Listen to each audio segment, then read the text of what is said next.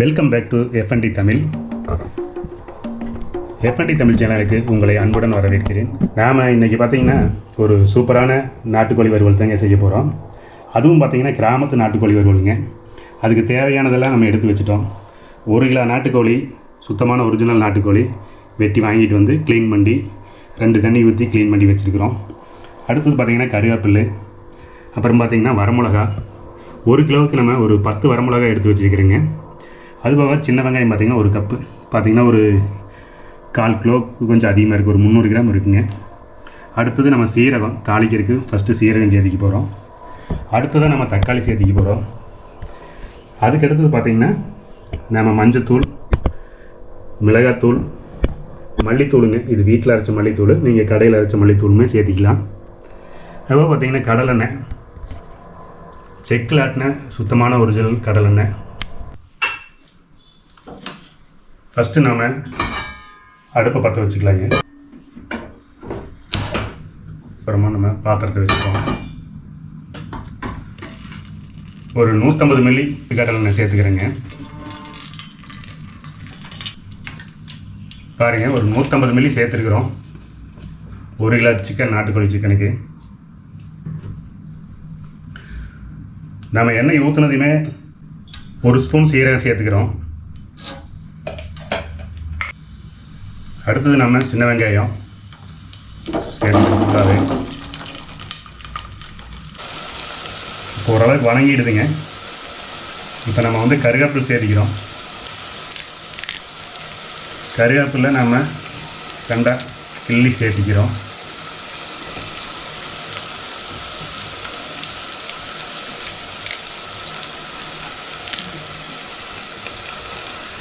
கருவேப்பிலை சேர்த்திட்டோம். அதுபோக நம்ம வரமிளகா, நம்ம ஒரு 10 வரமிளகா அதையும் சேர்த்திக்கிறோம். வரமிளகாயை நீங்கள் 2 கிள்ளி வேணாலும் சேர்த்திக்கலாம். காரம் கொஞ்சம் அதிகமாக வேணும்னா நீங்கள் 2 கிள்ளி சேர்த்திக்கலாங்க. அடுத்ததாக பார்த்தீங்கன்னா தக்காளி, நம்ம வெட்டி வச்சுருந்த தக்காளி 1 கப்புக்கு கொஞ்சம் கம்மியாக தான் நம்ம சேர்த்து போகிறோம். வெங்காயத்தை விட தக்காளியோட அளவு வந்து நம்மளுக்கு கம்மியாக இருக்கணுங்க. வெங்காயத்துக்கு ஈக்குவலாக போட்டிங்கனாலுமே அவ்வளோ நல்லா இருக்காது. வெங்காயத்தை விட கொஞ்சம் கம்மியாக போடுங்க, அப்போ தான் கரெக்டாக புளிப்பு கரெக்டாக இருக்குது.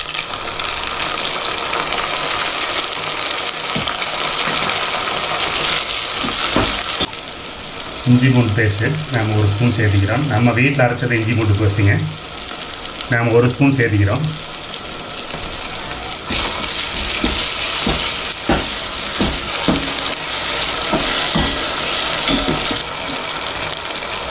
சால்ட்டுங்க, 1 டேபிள் ஸ்பூன் சால்ட்டு சேர்த்திக்கிறோம். நம்ம பார்த்துட்டு நம்ம அப்புறம் போட்டுக்கலாங்க, ஏன்னா சால்ட் அதிகமாக போயிடக்கூடாது. மஞ்சத்தூள் 1/2 டேபிள் ஸ்பூன் சேர்த்துறோம். அடுத்தது மிளகாத்தூள்,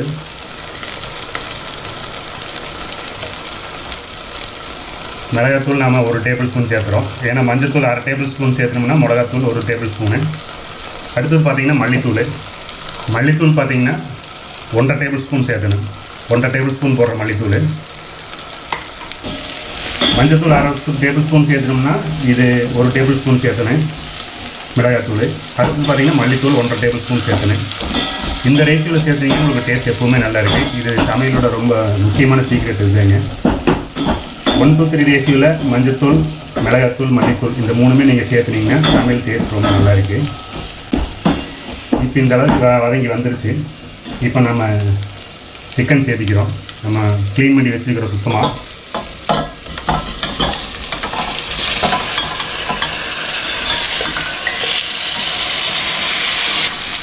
கொஞ்சம் சிம்மில் வச்சுக்கிறேங்க. நல்லா பரட்டி விட்டுக்கணுங்க. பாருங்கள், பார்க்குறதுக்கு எவ்வளோ சூப்பராக இருக்குதுன்னு. நல்லா கிளறி விட்டு தட்டத்தை போட்டு நம்ம ஒரு 2 நிமிஷம் மூடி வைக்கிறோம். 1 கிலோ சிக்கன் வேகிற அளவுக்கான பாத்திரம் மட்டும்தான் யூஸ் பண்ணுறோம். ரொம்ப பெரிய பாத்திரமாக யூஸ் பண்ணலைங்க. அளவான பாத்திரமாக யூஸ் பண்ணிங்கன்னா தான் அது வேகிறது கரெக்டான டைமிங்கில் வேகு. நல்லா கிளறி வச்சு நம்ம 1 கிலோ சிக்கனுக்கு பார்த்திங்கன்னா இப்போ நம்ம 1.5 லிட்டர் தண்ணி சேர்த்திக்க போகிறோம். இப்போ நம்ம தண்ணி சேர்த்து மூடி போட்டு வேக விடலாங்க. இப்போ நம்ம டேஸ்ட் எப்படி இருக்குதுங்கிறது பார்க்கலாம். உப்பு காரமெல்லாம் எப்படி இருக்கிறது பார்க்கலாங்க. காரம் அளவாக இருக்குது, உப்பு மிளகா இருக்குது. உப்பு மட்டும் ஒரு 1/4 டேபிள் ஸ்பூன் சேர்த்திக்கலாம். நல்லா ஹை ஃப்ளேமில் வச்சுக்கிறேங்க. இப்போ ஓரளவுக்கு நல்லா சூடாகிடுதுங்க. நல்லா பாருங்கள், அங்கங்கே பபிள்ஸ் வருது. நல்லா ஹீட் ஆகி ஒரு கொதி நிலைக்கு வந்துருச்சு. இப்போ நாம் ஒரு கிளறி விட்டு மூடி போட்டு சிம்மில் வச்சிடலாம். நல்லா கொதி வந்ததையுமே நம்ம மூடி போட்டு சிம்மில் வச்சு ஒரு அரை மணி நேரத்துக்கு மேலே கொஞ்சம் நல்லா வேக விடணுங்க. இடையில நம்ம அப்பப்போ மூடி திறந்து கிளறி விடணும்.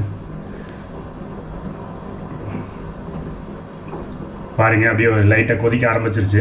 இப்போ நம்ம மூடி போட்டு மூடிடலாம். அடுத்தது சிம்மில் வச்சுக்கலாங்க. ரொம்ப ஹை ஃப்ளேம்லேயே வச்சு கொதிக்க விட்டிங்கன்னா சீக்கிரமாக அடியில் பற்றிக்கி நல்லா வேகாது. நம்ம ஒரு சிம்மில் வச்சுட்டு இருப்போம். சிம்மில் ஒரு அரை மணி நேரத்துக்கு மேலே நம்மளுக்கு வேகணுங்க. இடையில ஒரு 2-3 தடவை நம்ம திறந்து பார்த்து கிளறி விட்டுக்கலாம். வெயிட் பண்ணுங்கள். நம்ம திறந்து பார்க்கலாங்க. நல்லா கொதிக்கிது பாருங்க. ஒரு கிளறி விட்டுக்கலாம்.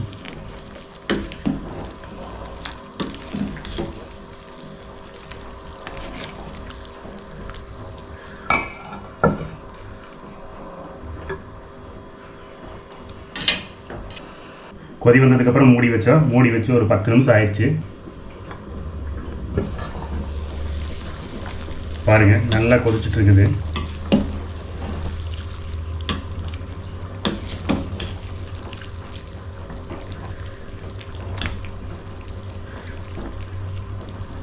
மறுபடியும் நம்ம மூடி வச்சிடலாம். நல்லா ஏர் டைட்டாக ஆவி வெளியில் போகாத மாதிரி நம்ம கிண்ணம் டைட்டாக மூடி வச்சிடறோம். மறுபடியும் இன்னொரு 20 நிமிஷம் ஆகணுங்க. கரெக்டாக ஒரு 25 நிமிஷம் ஆயிடுச்சுங்க. நாம் இப்போ ஓப்பன் பண்ணி பார்க்கலாம் எந்த அளவுக்கு கறி வெந்திருக்குது அப்படிங்கிறத நம்ம ஓரளவுக்கு பார்க்கலாங்க, செக் பண்ணலாம்.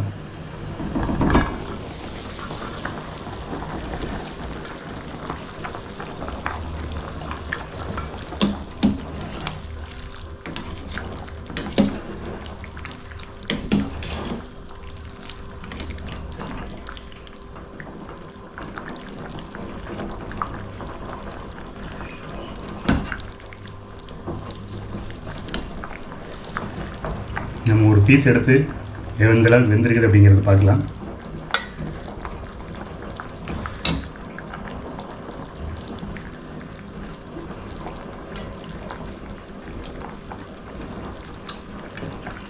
கிட்டத்தட்ட ஓரளவுக்கு சிக்கன் வெந்துருச்சுங்க. இது ஒரு 5 நிமிஷம் வெந்ததுன்னா ரெடி ஆயிடு. நம்ம இன்னும் கொஞ்சம் தீயை ஹை ஃப்ளேமில் வச்சுக்கலாம். ஹை ஃப்ளேமில் வச்சு நல்லா கொதிக்க விடணுங்க. இந்த ஹை ஃப்ளேம்லேயே நம்ம ஒரு 5 நிமிஷம் விட்டோம்னா இந்த தண்ணி எல்லாமே நம்மளுக்கு சுண்டிடு, நம்மளுக்கு நல்லா டேஸ்ட் வந்துடு. பாருங்கள், பார்க்குறதுக்கு எவ்வளோ சூப்பராக இருக்குது. இது ஒரு வறுவல் டைப்பில் வரணுங்க, குழம்பு டைப்பில் இருக்கக்கூடாது. நம்ம இன்னொரு 5 நிமிஷம் வெயிட் பண்ணலாம். பாருங்கள், ஓரளவுக்கு நல்லா ட்ரை ஆகிடுச்சு. பாருங்கள், இப்போ இந்த கிரேவி வந்து எவ்வளோ கெட்டியாக வந்திருக்குங்க. அதுவும் இல்லாமல் கிரேவி இல்லாத அளவுக்கு ஒரு ட்ரை வறுவலாக வந்துருச்சு. இந்த அளவுக்கு நம்ம ட்ரை வறுவலாக வரணும். இந்த அளவுக்கு இருந்ததுனா தான் நல்லா இருக்குங்க சாப்பிட்றதுக்கு. ரொம்ப தண்ணி மாதிரி இருந்ததுன்னா நீங்கள் வந்து ஹை ஃப்ளேமில் வச்சு மூடி போடாமல் வேக விட்டிங்கன்னா தண்ணி சுண்டிக்கு. தண்ணி நல்லா கொதிச்சு சுண்டும் போது தான் நம்மளுக்கு டேஸ்ட் நல்லா கிடைக்குங்க. நாம் போட்ட மசாலா இஞ்சி பூண்டு டேஸ்ட் வந்து சிக்கனில் நல்லா இறங்கணும்னா இந்த மாதிரி நல்லா கொதி விடணும். கொதி விட்டிங்கன்னா தான் நல்லா டேஸ்ட்டாக கிடைக்கும். இப்போ நல்லா வெந்துருச்சு.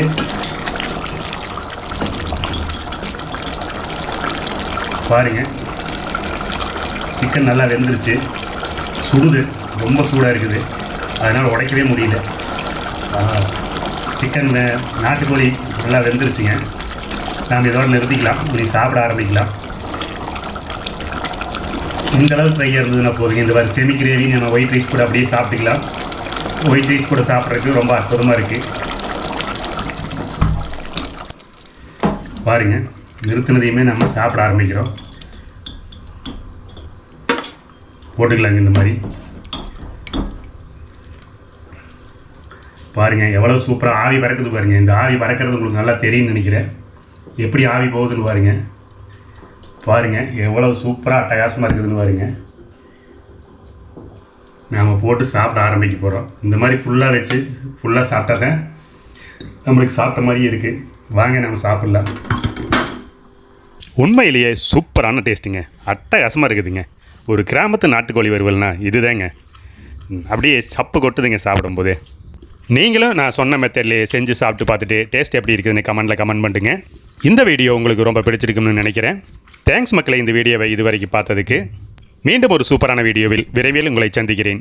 நீங்கள் நம்ம சேனலுக்கு சப்ஸ்கிரைப் பண்ணாமல் இருந்தால் சப்ஸ்கிரைப் பண்ணிக்கங்க. அப்படியே பக்கத்தில் இருக்கிற பெல் பட்டனையும் தட்டி விட்டுக்குங்க.